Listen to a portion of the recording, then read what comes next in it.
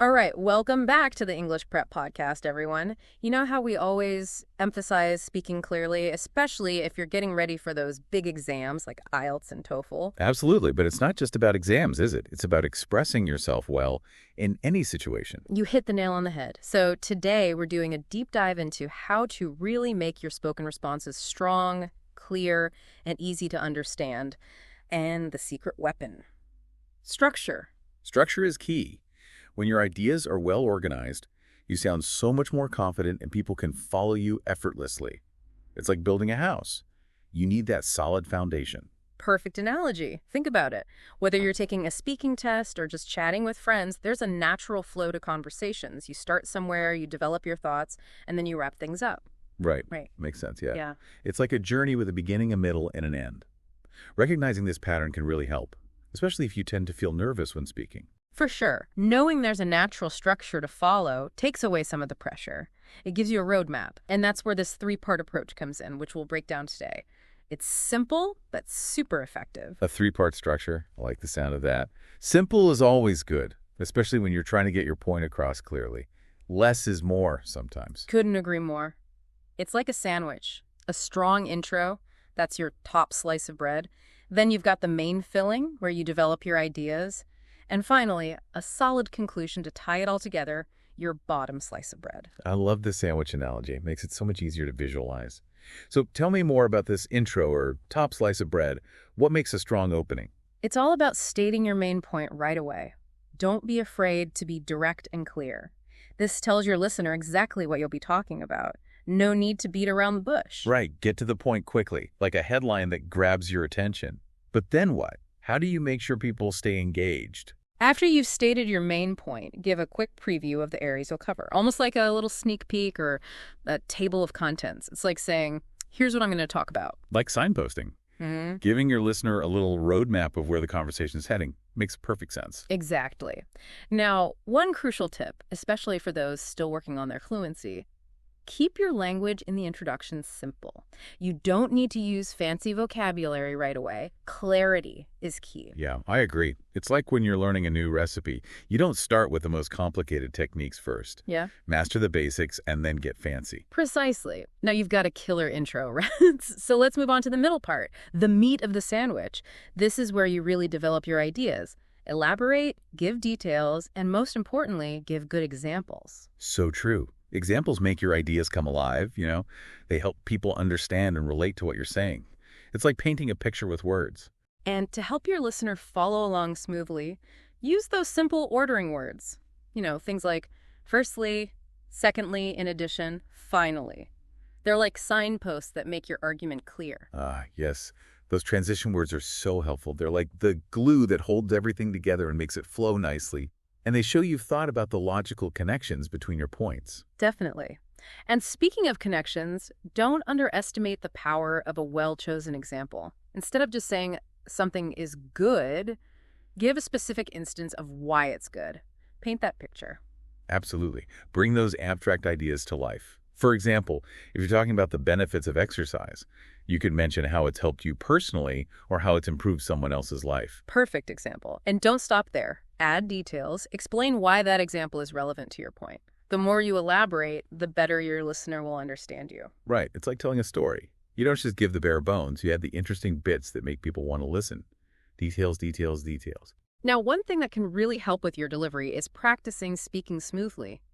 The more you practice, the fewer pauses and hesitations you'll have. It's like any skill. It improves with practice. I totally agree. It's not about speaking super fast, though. It's about a natural rhythm, a steady pace. Think of a good song. It has highs and lows, fast and slow parts. It's the same with speaking. You got it. So we've introduced our main point, developed it nicely with examples, and now it's time for the final piece. A solid conclusion. That's your bottom slice of bread, holding everything together. The conclusion. It's so important to leave a lasting impression, right? To remind the listener of the key takeaways. But how do you do that effectively without just repeating yourself? You got it. It's about summarizing the main points you've made, but maybe phrasing them a bit differently. You want to bring everything full circle and leave a lasting thought in your listener's mind. I see. So it's like a quick recap, but also a chance to add your own insights or predictions about the future, maybe?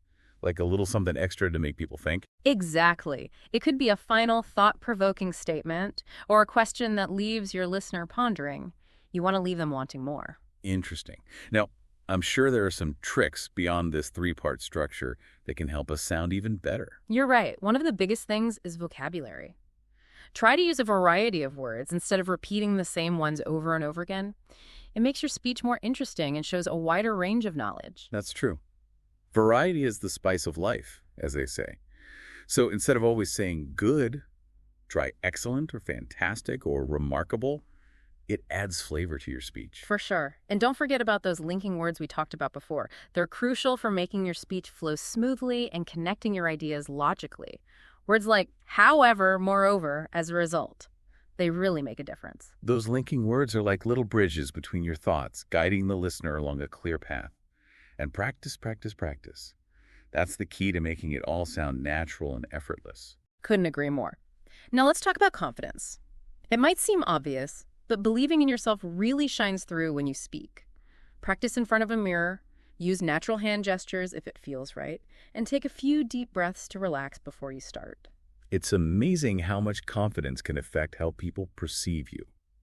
Even if you're nervous inside, projecting a confident demeanor can make all the difference. So true. Now, what about those tricky questions? The ones that catch you off guard. If you don't understand something, don't hesitate to ask for clarification. It's better to be sure than to answer the wrong question. Definitely. Just politely ask them to rephrase or explain what they mean. It shows you're engaged and actively listening. And if you need a moment to think, take it. A brief pause is perfectly acceptable. Absolutely. It shows you're considering the question carefully. And if you're unsure of the answer, that's okay. Explain your thought process, how you're approaching the question. It's about showing your ability to reason and communicate effectively. Right.